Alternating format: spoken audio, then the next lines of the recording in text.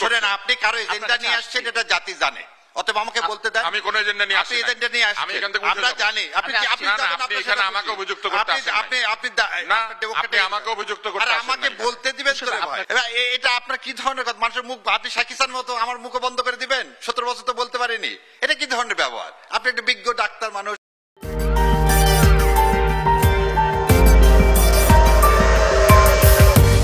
জুলাই আসেন, সেখানেও আঙ্গুল বাঁকা, সেখানে আবার কাউন্টার আঙ্গুল বাঁকা ছিল। শেখ হাসিনা আঙ্গুল বাঁকা করছে প্রশাসন নিয়ে, যে যেভাবে ওকে রাখুন, এভাবে 80% বাঁকা করতে করতে যখন 80% বাঁকা হয়ে গেছে, জনতার বিস্ফোরণটা এমন হইলো যে তার 100% বেঁকে বসেছে এবং তাকে চলে যেতে হয়েছে। তার মানে আপনি রাজনৈতিক ব্যক্তি বা দল বা প্রভাব যখন এমন জায়গায় যায় যে আরেকটা দল বঞ্চিত হচ্ছে, তখন সেটা আদায় করার জন্য আপনাকে বাঁকা আঙ্গুলি করতে হয়। এখন প্রশ্ন হচ্ছে, মাঠে যদি জামাত বাঁকা আঙ্গুল করে থাকে এবং শুধু 80% বাঁকা করে থাকে, আর বিএনপি যদি 100% বাঁকা করে মাঠে নামে, বিএনপির সামনে জামাত টিকবে কিনা আমি জানি না, আমার সন্দেহ আছে, বাট সেটা সংঘর্ষের রূপ নিতে পারে। সুতরাং এখন থেকেই দায়িত্বশীল যারা আছেন, বাংলাদেশের বড় বড় স্টেক হোল্ডার যারা নিয়ন্ত্রণ করতে পারেন, তাদের এখনই দেখা উচিত। নাহলে আঙ্গুল বাঁকা বাঁকি নিয়ে কিন্তু ফাইনালি যদি একটা সংঘর্ষের দিকে যায়, মোটামুটি পরিস্থিতি ঘোলাটে হলে নির্বাচনী ট্রেন এমনি যথেষ্ট অমসৃণ অবস্থায় আছে, তার সাথে আরো একটা জটিল পরিস্থিতি হতে পারে। সেটার দিকে বড় বড় স্টেক হোল্ডার যারা আছে তাদেরকে এখনই স্টেপ নেওয়া উচিত বলে আমি মনে করি। প্রথমে যখন আলাপ হলো, বললো যে আঙ্গুল বাঁকা করতে হবে, আঙ্গুল সোজা করতে হবে। আঙ্গুল বাঁকা আঙ্গুল সোজা এটা তো আইনের ভাষা না, এটা বেআইনের ভাষা। পৃথিবীতে সব লোক আঙ্গুল বাঁকা করলে, আঙ্গুল বাঁকা করাটা হচ্ছে অন্যায়। আঙ্গুল সোজা রেখে কাজ করতে হবে। অতএব পৃথিবীর সব লোক আঙ্গুল বাঁকা করলেও আঙ্গুল সোজা যে ঠিক, এটা ঠিক। কোথায় নুরুদ্দিন সাহেব কি করেছেন, কোথায় কোন জেনারেল সাহেব কি করেছেন, এটা দিয়ে তো বাংলাদেশ ঠিক হবে না। জেনারেল সাহেবরা যদি কোনো অন্যায় করে থাকেন সেটা অন্যায়, আর জেনারেল সাহেবরা ন্যায় করে থাকলে সেটা ন্যায়। সবকিছুকে জায়েজ করার একটা উপায় কি জানেন? কিছু লোক এসে বলে আমরা জনগণের অভিপ্রায় বাস্তবায়ন করছি, কিন্তু তারা জনগণের কাছে যায় নাই। এবার যে পুরো আলাপটা হলো, আপনি দেখেন ঐকমত্য কমিশনের একটা প্রায় ধারা বিবরণী। প্রথম বিষয় হচ্ছে ঐকমত্য কমিশনের কাজ কি?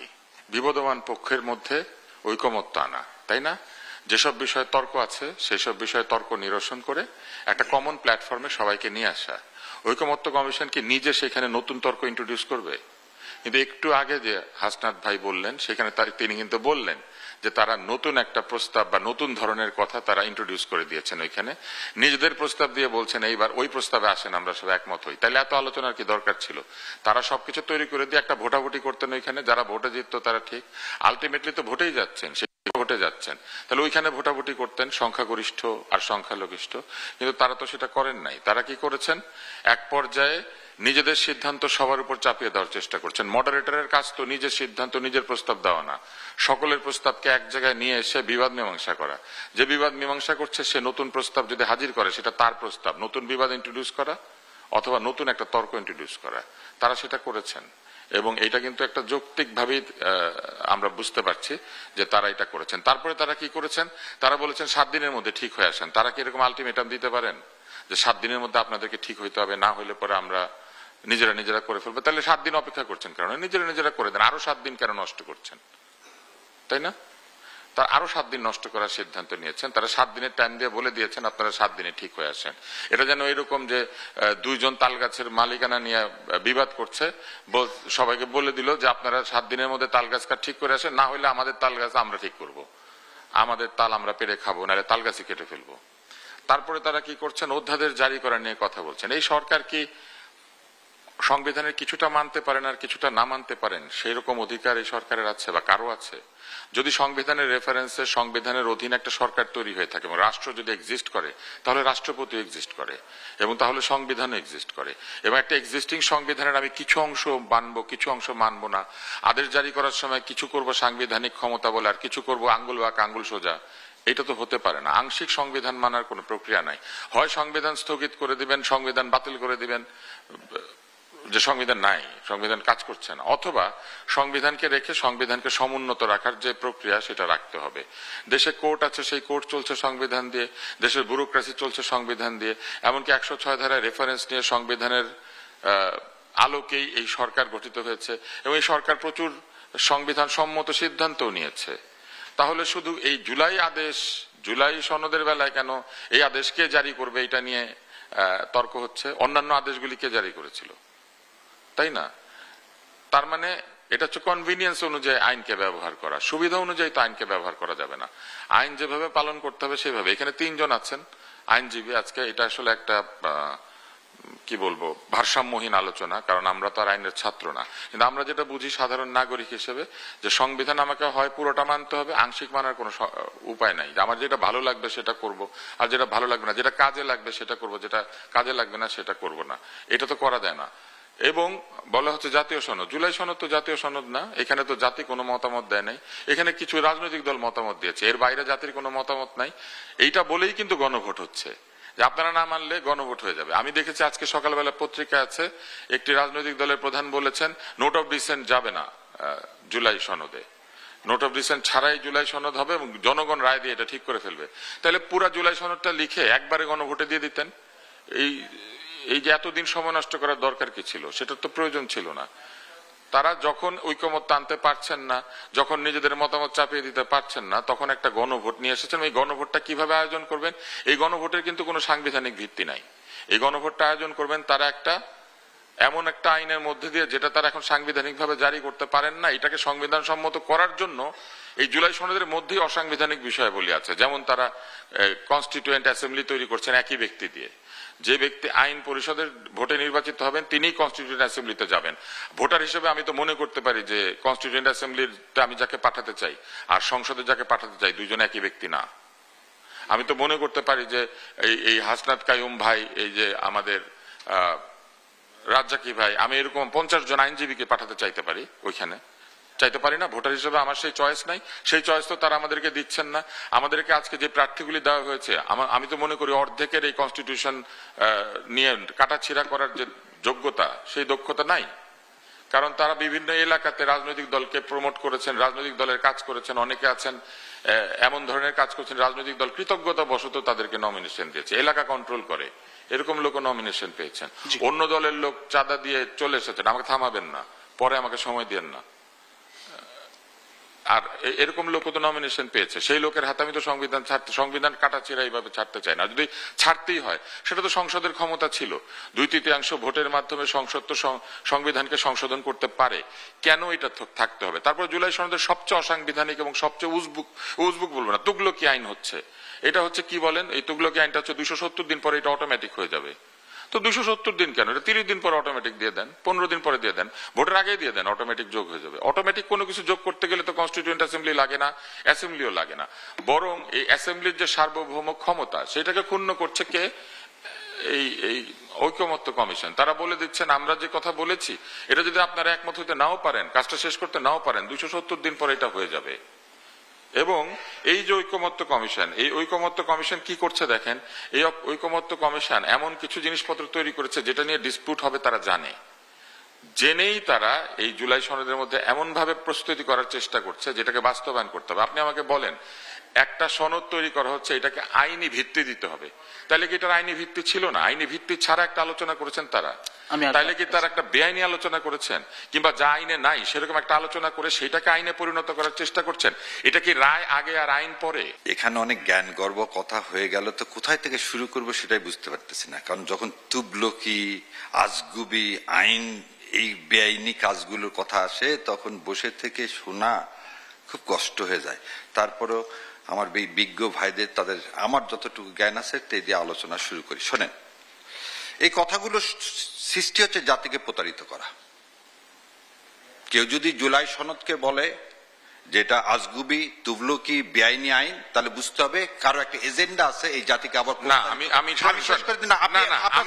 আমি জুলাই সনদকে তুগলকি বলি নাই, আপনাকে বলিনি, আমার শেষ করতে দেন, তারপর আপনি বলেন। আপনি আমাকে মিসকোট করলে তো হবে না। You should not interrupt. আপনি আমাকে মিসকোট করছেন। আপনি কারো এজেন্ডা নিয়ে আসছেন, এটা জাতি জানে, অতএব আমাকে বলতে দেন। আমি কোন এজেন্ডা নিয়ে আসছি? আপনি এজেন্ডা নিয়ে আসছেন, আমি এখান থেকে আমরা জানি। আপনি এখানে আমাকে অভিযুক্ত করতে আসেন না। আপনি আমাকে অভিযুক্ত করতে আসেন না। আমাকে বলতে দিবেন তো ভাই। আপনার কাছে আমি আসছি একটু পরে। আমি এরকম করলে উঠে যাবো। এটা আপনার কি ধরনের কথা? মানুষের মুখ, আপনি শাকিসান মতো আমার মুখ বন্ধ করে দিবেন? 17 বছর তো বলতে পারিনি, এটা কি ধরনের ব্যবহার? আপনি একটা বিজ্ঞ ডাক্তার মানুষ, আপনি ডিবেট বলুন, ঢাকা মেডিকেল কলেজের আপনি আপনার কথা বলুন। জি, জুলাই সনদ হচ্ছে আমাদের মুক্তির সনদ। জুলাই সনদের সাথে রক্ত মিশ্রিত, জুলাই সনদের সাথে ভারতীয় আধিপত্যবাদের কবর রচনার মিশ্রিত। অতএব এই জুলাই সনদকে কোনোভাবে অপমান করা যাবে না। জুলাই সনদকে বাস্তবায়ন প্রক্রিয়া কেন বাস্তবায়ন, আইন আছে কিনা, কারো যদি বুঝতে অসুবিধা হয় সে 10 জনের কাছে বুঝুক। তারপরে কেন বললাম প্রথমে এটা প্রতারণার ইতিহাসের সৃষ্টি। শোনেন, জামাত ইসলাম কেন বললেন আঙ্গুল বাঁকা করতে হবে? কোন দাবি পৃথিবীতে, বাংলা একটা কথা আছে, বাচ্চা না কানলে মাও দুধ দেয় না। যে মায়ের চেয়ে তার বাচ্চাকে কেউ বেশি ভালোবাসে না, তার মা অনেক সময় বোঝে না যে বাচ্চার ক্ষুধা লাগছে, সেজন্য কি হয়, কাঁদতে হয়। ওটারই রূপক কথা হচ্ছে আঙ্গুল বাঁকা করা। কেন? আমাদের ইতিহাস দেখেন, এলএফওর ভিত্তিতে 1970 সালে ইলেকশন হলো। ইলেকশনে বলা হলো আমরা এলএফওটা করেও দিল কে, ইয়াহিয়া খান প্রমোলগেটেড করছে সমস্ত রাজনৈতিক দলগুলোর ইচ্ছার বহিঃপ্রকাশ। তিনি কি একটা লাইনও লেখেননি।